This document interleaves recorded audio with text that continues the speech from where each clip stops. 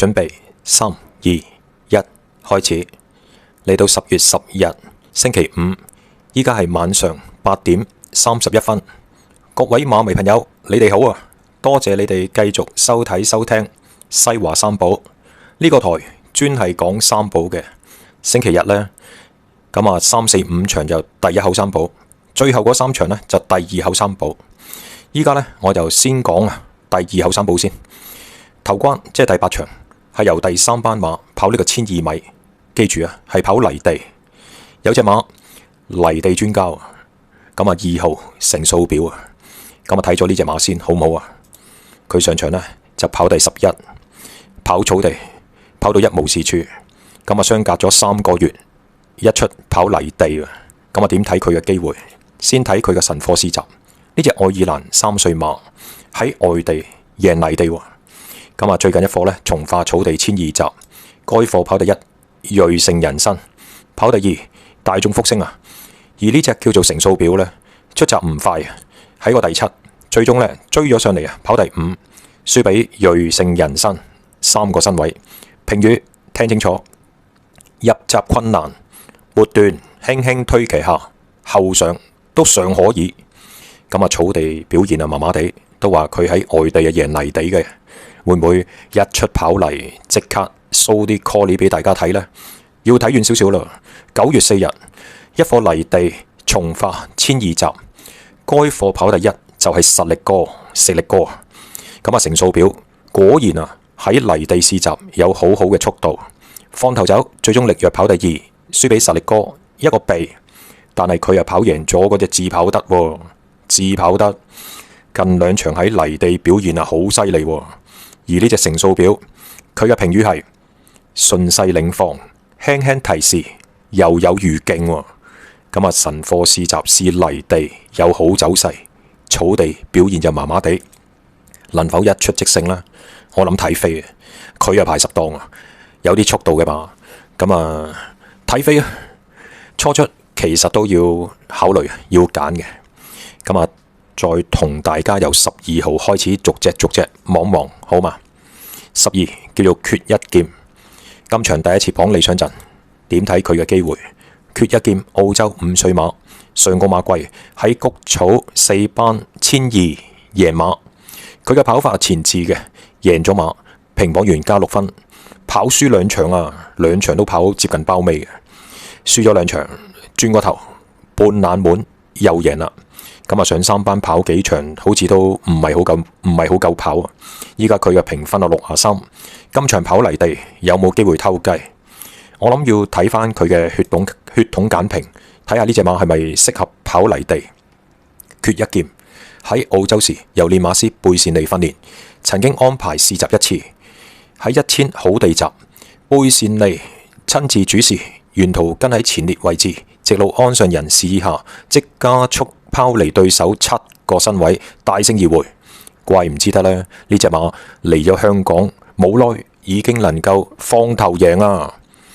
嗱，佢呢最後一段缺一劍，血統偏向早熟，會唔會早熟早殘啊？適宜跑1200至1600。留意翻最後一句說話，外祖父啊個名啊叫做緊密穿梭，相信泥地啊可以應付。咁啊，睇睇佢嘅神貨表現會好啲喎。最近一課泥地1200集，缺一劍啊！一放到底贏咗呢課試閘。評語應聲彈出，一放絕塵啊！贏咗東方魅影、駿馬之寶、和道威嗰幾隻馬呢，暫時都未交出表現。咁啊，缺一劍喺泥地1200試閘，一放到底贏，所做出嘅時間都快喎，1分09秒54。呢個時間呢，4班有計，3班有冇計呢？就估下嘅啫喎，揸住呢個時間試閘時間呢，4班啊絕對夠做，3班夠唔夠做呢？問下11號啦。11號熾烈神驅，上場潘頓啊，孭個135磅嘅頂磅啊，咁啊改變跑法，咁啊一放到底贏泥地1200，贏咗馬，評磅員只係加6分啫，因為上場贏馬嘅姿勢呢、姿態呢，都並不是想象之中咁輕鬆啊。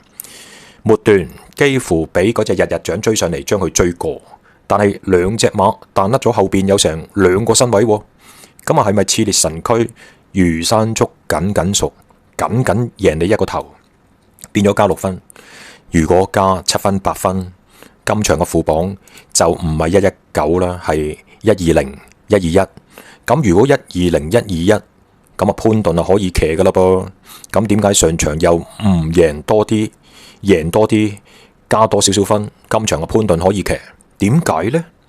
係到底啊佢只有4班嘅能力，定係啊潘頓贏到啱啱好，預備升高一班，咁啊俾第二個騎換一換人，退咗個熱，今場對住呢3班馬變得好分少少。咁啊1230磅體重嘅馬，照計啊好開，繼續好啊。咁啊金城江記唔記得上個馬季喺泥地都有好好嘅表現？咁啊金城江騎熾烈神驅未必差得過你潘頓，升高一班副榜減輕16磅，應該就幾好就。雖然上場贏馬嘅時間比較普通，贏馬嘅姿態一啲都唔輕鬆，但係1230磅體重嘅馬呢，好開會繼續好啊！今場跑快多少少，應該就喺缺一劍之上啊！好啦，10號方唐冇事，都沉咗好耐喎。佢嘅最佳路程就係谷草千二，如果佢係泥地得，早就跑泥地啦，唔需要不停都係針對翻谷草千二，所以我就唔信佢，冇得信啊！好啦，跟住金蘭兄弟一出跑包尾，泥地千二，輸24個身位，再跑你話佢可以跑入前3名？我唔信咯。8號馬叫做北基，跑咗3場都係跑接近包尾，今場跑泥地喎，咁點先知道佢泥地係得唔得呢？唯有睇試閘，要睇遠少少啊！話從化都係試草地閘啫噃，咁唯有睇血統簡評啦，唔睇唔得噶。如果你唔睇呢，走甩咗呢，咁就冇癮啦。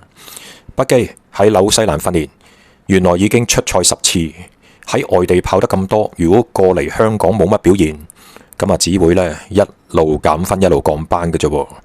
喺外地跑10次都唔叻，只係得到1冠2亞2季，咁唔好理佢識唔識跑泥地啦。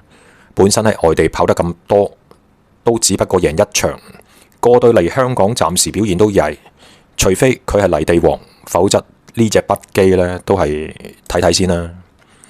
好啦，7號新意馬泥地草地都得㗎喎，咁但係泥地呢就跑到1650贏，再跑咗2個第3，咁啊10萬同埋正常泥都可以應付。而今場呢係跑1200，縮翻程跑翻1200又得唔得呢？我係存有疑問㗎。佢嘅跑法確實係前置嘅，但係跑翻1200啊真係路短，呢個係不爭嘅事實。咁啊新意馬呢都係嗰啲第3、第4選啊，佢贏得咁啊熾烈神驅好啲喎，起碼證明贏過俾你睇啦。同埋新意馬都仲要讓佢3磅，係咪咁話先？好啦，潘頓騎唔到熾烈神驅，因為做唔到榜啊。睇翻呢隻6號勁先生啦，踏入5歲啊，上陣次數唔多，15次，已經累積贏咗3場頭馬，2個第2，2個第3名。咁啊泥地呢贏1200，沙田草地1400都贏噶，咁即係草地泥地都可以應付。不過呢隻馬呢，贏馬3場都係喺4班，3班只係跑3344，就算潘頓騎上去，最多揀佢做腳嘅啫，用佢做馬膽，我覺得有少少風險喎。5號日馳千里呢隻表現好鬼失準啊！贏馬一條龍，輸馬呢就一條蟲。佢上個馬季贏3場，但係亦都跑咗幾場大包尾㗎。季內初出跑谷草千二，咪就係跑包尾咯，輸俾頭馬8個身位。上場嘅遠地都搞唔掂。如果佢係泥地得，遠地應該就輸近嘅。睇翻上個馬季，其實佢跑過2場泥地，都要輸俾頭馬5至6個身位。今場揀唔到。4號馬實力過，上個馬季2 win， 你睇下佢上個馬季跑得4場，咁啊睇睇佢嘅健康問題啊，哇，經常腳都係有事喎。咁啊最近呢9月14賽後右前腿不良於行，還好休息2個星期就可以再上陣。咁啊，始終腳有事呢，上場就跑得曳啦，又腳有事啦。就算佢唔係好大問題都好，今場都唔係一個好選擇。3號馬蒸蒸日上，容大夫嘅嫁妝馬，即係拉埋啲馬呢，就走去鄭俊偉馬房。咁啊，呢隻馬上個馬季呢，專喺泥地1200喐手啊，跑咗3個第二，一個第三啊。今個馬季已經6歲啦，上場67蚊，叫做有飛，但係跑到一無是處。呢隻馬呢，喺上個馬季啊，就算輸呢都輸近，但係輸成接近10個身位嚟計呢，係咪狀態未起定係轉咗馬房唔係好適應啊？今場觀望。好啦，2號成數表冇得唔揀啊，因為草地試閘表現就一般，但係輸近。泥地試閘呢就輕鬆啊，輕鬆得多，證明呢隻馬真係泥地呢起碼高半班。今場孭到132磅，不過就10檔要擺前走，係咪真係超半班呢？真係睇飛啦，就算冇飛啊，都要拖埋佢一票啊，費事走雞啊！好啦，最後1號得心之餘，布文劇。得心之餘好後生嘅咋，5歲已經累積贏咗5場頭馬。第一個馬季跑得多，但係跑到季中先至贏2場。上個馬季季初跑咗幾個第2，又係要跑到季中呢，一贏就3場，已經由4班上到3班。依家呢，就喺個3班要孭重磅。呢隻馬咁鬼快，已經跑咗3場，表現都差，包括一場泥地1200嘅比賽啊。會唔會呢？要繼續跑啊？跑到真係季中打後啊，出年啊2月、3月、4月，等其他馬比較攰啦，佢又減咗多少分啦？去到減到70分嗰個水平，又同你喐手啦。似乎呢隻馬呢，嗰個分啊，嗰個磅啊，都已經達到飽和。今場亦都揀唔到。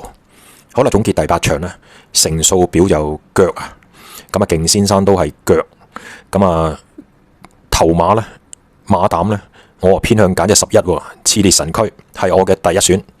咁啊第2選呢，就應該係勁先生啦。咁啊第3選呢，應該就係成數表啊，即係11、6同埋2啊。有冇第4選呢？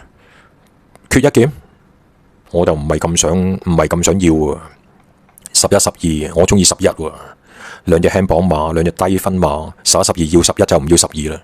如果你中意12，咁你都唔好要11啦。我個建議就係咁咯。咁啊配腳方面就勁先生都係一個好選擇，同埋初出睇唔通睇唔透嘅2成數表。咁啊三寶頭關要揀晒3隻，因為成數表有權一出殺晒。如果對手有啲咩差池，6號勁先生可以保重。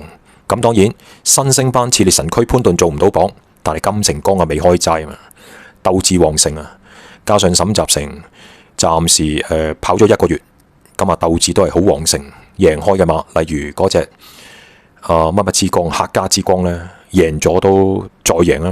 咁熾烈神驅睇下有冇機會再贏啦，3隻啦。好啦，三寶嘅次關呢，即係第9場，係由第2班馬跑呢個1200米，出馬呢就係12匹。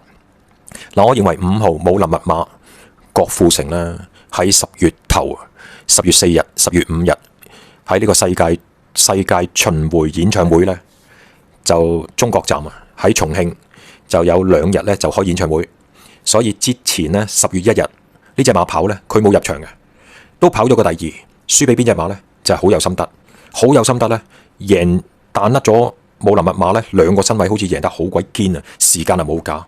1分07秒幾，哇！呢個時間咩時間嚟啊？金鑽貴人嘅時間好勁啊！咁但係大勝2個身位，係咪真係咁誇張呢？如果呢隻馬真係堅嘅，冇需要贏到2個身位啊！魚山捉緊屬贏半個身位，贏條頸未得咯。贏到2個身位，可能呢隻馬呢谷到火噴噴，咁贏咗啦。臨場落飛啊，由11、2倍落飛落到50幾蚊贏啊！搏咗一鋪，亦都食咗啦。咁有冇第2鋪呢？我係存有疑問。咁郭富城世界巡迴演唱會中國站完咗，咁變咗今個星期日，佢應該好得閒，可以入場啊！入場又會唔會嗰隻武林密碼會跑得好，可以反勝好有心得呢？因為好有心得，佢贏咗馬加咗分，加咗磅檔位係11檔，武林密碼跑翻上場嘅水準呢，有機會反先嗰隻好有心得嘅。而第二選呢，我揀3號華麗再勝。上場布文騎得冇乜活力，我懷疑布文呢較早之前條腰呢有啲傷啊，所以佢呢做少咗健身，做少咗運動，流少咗汗，咁變咗佢嘅體重做唔到，佢嘅副磅做唔到126。但係最近呢，見到佢直路搏殺嗰條腰呢就攣得到啊，推送呢亦都嗰條腰柔軟啊，證明佢個狀態呢就翻嚟啦，即係佢個傷呢應該就好翻啦，係我估㗎咋。咁華麗再勝上場輸咗，今場有權反底。咁第三選呢，冇乜冠軍相，因為佢贏得比較少。嗰隻4號勁進輝煌。三寶你可以揀，但係三寶呢，你唔揀隻4呢，你慳翻一注。頭馬有啲冠軍相，我認為第一選係5，第二選係3。嗰隻4呢，我提供埋俾你，你5、3、4呢，買連贏位置 Q 呢，都係一個唔錯嘅選擇，就係咁啦。好啦，第10場嘅即係三寶第2口嘅尾關，係由第3班馬跑1400米，咁出馬14匹。今場呢，我揀嗰隻呢，好分嘅潘大衛8號99為尊。你可以話呢隻馬贏得一場啫噃，跑咗1個第2啫，跑咗6個第3，冇錯，都已經6歲啦。佢贏馬贏谷草1800，但係呢，唞埋季內初出可以跑短，而佢又有追勢，咁當然佢場都有追勢噶啦。艾杜娜騎咗咁多場都追唔到上嚟，但係呢個唔係艾杜娜啊嘛。如果呢個係艾杜娜騎，我就唔揀噶啦。呢個係潘大衛未必叻得過艾杜娜，但係鬥志呢好到+01，同埋最重要呢，今場幾隻熱門馬咩一咩飛，呢隻99為尊，任你點揀啊，都冇人揀佢啦。但係佢呢，留住衝一段殺出嚟，哇！你唔好走雞啊！潘大衛嚟香港嘅第一邊，分鐘係第10場8號99為尊，呢隻馬起碼都10幾20倍起碼。喂，如果30、40倍買唔買？照買，理得佢啊！99為尊係我嘅第一選。咁6號百駿福星，上個馬季尾贏，到底呢隻馬仲有幾多喺手呢？唔知道。贏開同埋神貨市集見好，高東尼最近都好旺盛喎，咁要揀啦。仲有嗰隻1號至尊高超，賽績黐鬼線嘅，跑9場3 win 5個第2名，跑得最差係第3，跑得最差第3名，都只不過輸條頸，勁到無論啊！賽績你唔揀佢，又揀邊隻呢？當然佢又重磅啦，135磅，又10檔啦，又初出啦，體重只有995磅嘅馬。咁百駿福星長遠嚟計，6號應該喺1號之上。咁99為尊限頭，次選6，三選1。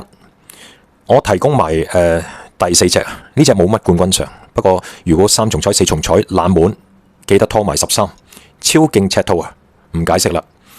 咁三寶我嘅提供呢，頭關建議揀晒3隻，次關揀2隻就好啦，尾關揀3隻。咁32得個6，6、3、18注，買10蚊呢就180蚊。